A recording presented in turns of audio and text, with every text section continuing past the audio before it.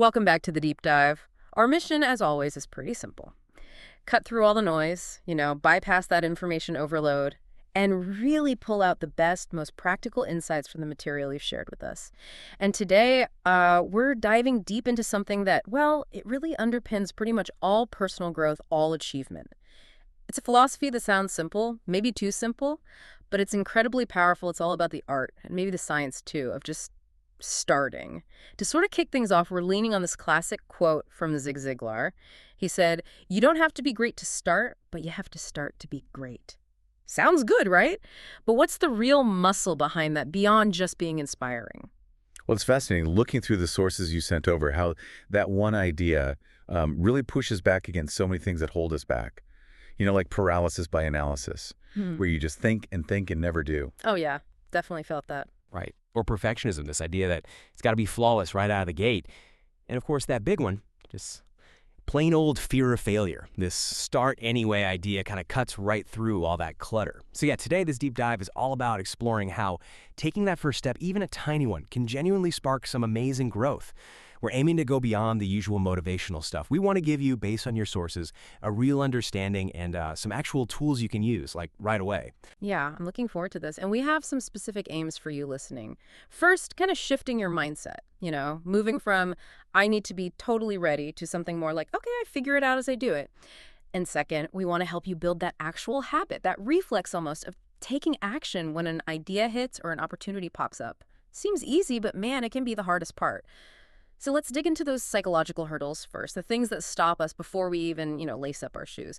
Things like the imposter syndrome, that feeling like you don't really deserve to be doing whatever it is you're trying to do, that little voice saying, who are you to try this? And then, like you said, perfectionism whispering that if it can't be perfect immediately, just don't bother. How do these things really grab hold of us? They really do, yeah. And it often gets worse because of social comparison. You look at people who are already miles ahead doing amazing things, and it just feels impossible. Like, why even start if I'm so far behind? Yeah, that's deflating. Totally. But this is where the science bits from your sources get really interesting. It's this concept called neuroplasticity. Basically, our brains are actually designed to learn, to adapt. Every single time you learn a new skill or understand something new or have a new experience, it physically changes the connections in your brain. Wow. Yeah, Okay. it's not just a nice thought, it's biological. The cognitive neuroscience research you shared makes it clear. This is the scientific underpinning for Ziglar's idea. It means we're not stuck with the talents we were born with. We can actually build capacities. And that building process, it starts with doing something, anything, however small. That's learning by doing an action. That's actually incredibly freeing to know that our brains are literally built for this. Okay, so with that powerful idea in mind, let's walk through the core principles that really support this whole just start philosophy, drawing from the material you gave us. Right. So first up, we've got the principle of imperfect action. It sounds simple, but it's huge. Doing something imperfectly is always better than doing nothing perfectly.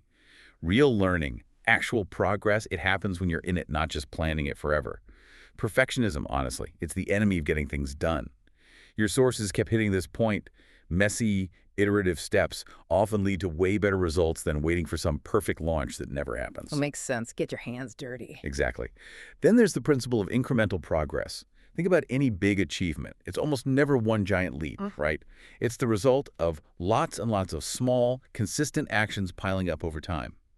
The habit formation stuff you shared shows this again and again.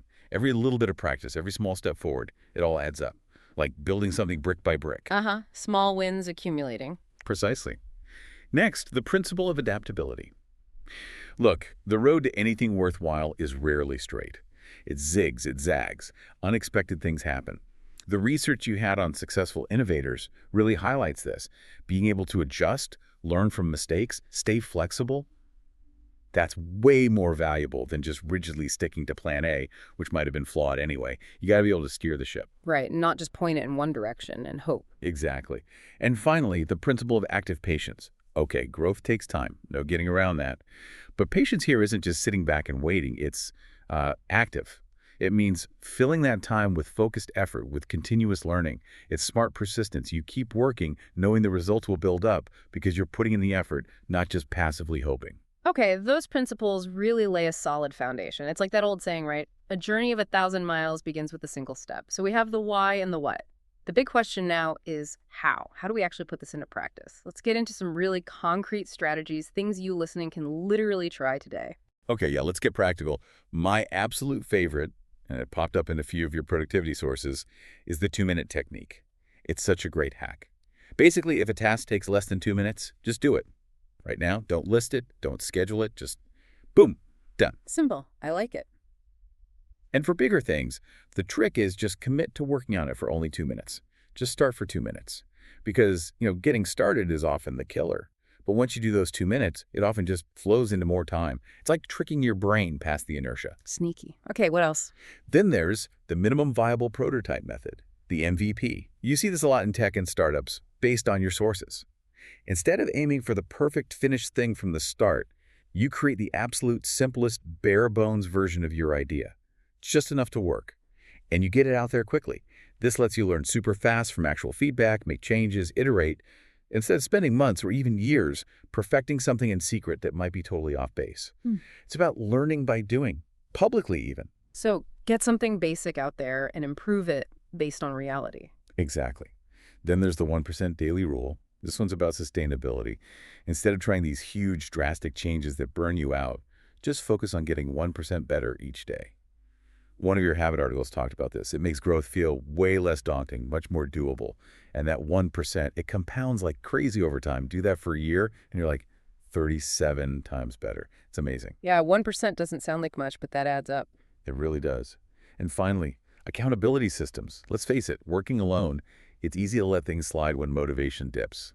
So setting up some kind of accountability helps massively. Maybe it's a mentor, maybe a group of people with similar goals, maybe just tracking your progress publicly, like on a blog or social media. The behavioral change stuff you shared shows that knowing someone else is kind of watching or knowing you've made a public commitment can really keep you going when you might otherwise stop. Having someone or something keeping you honest. Okay, these are really practical. I can definitely see using the 2-minute rule myself, maybe later today. Now, let's bring this home for everyone listening. Think about how these ideas, these principles, these strategies, how they might actually apply in your life, whatever you're aiming for. How do we make this concrete across different areas? Okay, let's take a few examples. Say, professional development. One of your career articles suggested this. Pick one key skill you want for your career. Just one. And dedicate maybe 15 minutes a day to it. Or find small projects, even tiny ones, where you can use any new thing you learn right away. Don't wait for the big promotion or the official course. Start building now. Small steps, immediate application. Got it. Or health and wellness. It's the same idea. Forget the massive overhaul on day one. Start super small, but be consistent. Maybe it's a 10-minute walk every day, or deciding to drink 1 extra glass of water, or just 5 minutes of meditation. Your habit formation sources stress this. These tiny, consistent actions build into major lifestyle changes. The goal isn't instant perfection. It's just moving in the right direction, consistently. Makes sense. Less intimidating, too. Totally. How about personal relationships? It's not always about grand gestures. Try just initiating one more meaningful conversation each week. Or make it a habit to tell someone thank you or express appreciation every single day. Maybe dedicate just 10 minutes of truly focused, distraction-free time with someone important.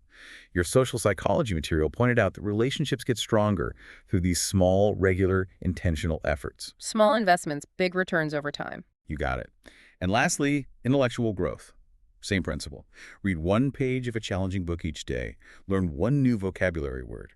Listen to an educational deep dive, like this one, maybe on your commute. Your sources on lifelong learning were clear. Knowledge builds exponentially through these tiny, consistent inputs. You'd be amazed how much you learn over a year doing just a little bit each day.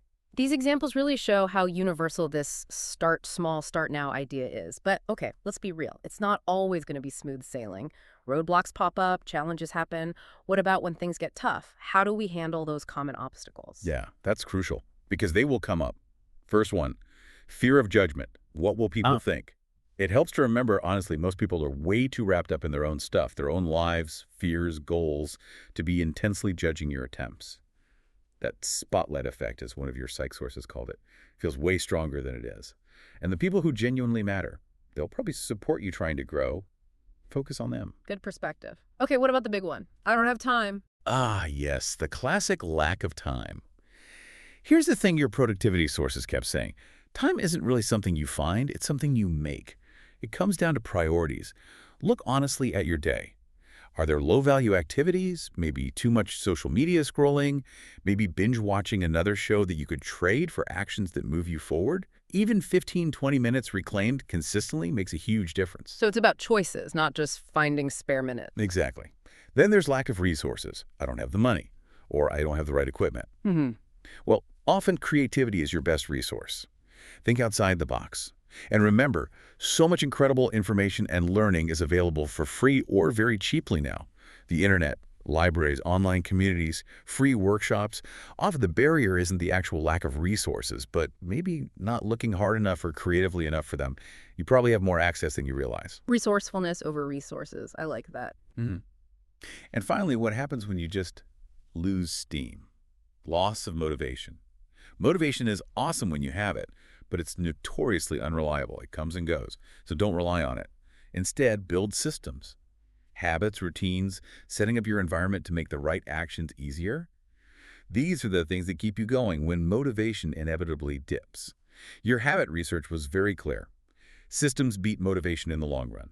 Discipline is built through systems. Build the tracks so the train keeps moving, even when you don't feel like shoveling coal. That's a great way to put it. Yeah. So, yeah, wrapping things up, this Ziglar idea, illuminated by all the material you provided, it's really much more than just a nice quote. It's a solid, practical framework for real personal change. Greatness isn't some magic accident. It's not just about raw talent you're born with.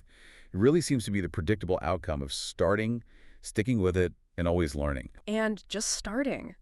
That act itself feels like a win, doesn't it? A win against feeling stuck, against fear, against putting things off. Every time you decide to just begin, no matter how small it feels, you're basically saying, yeah, I believe I can grow, and I value making progress more than staying comfortable. Mhm.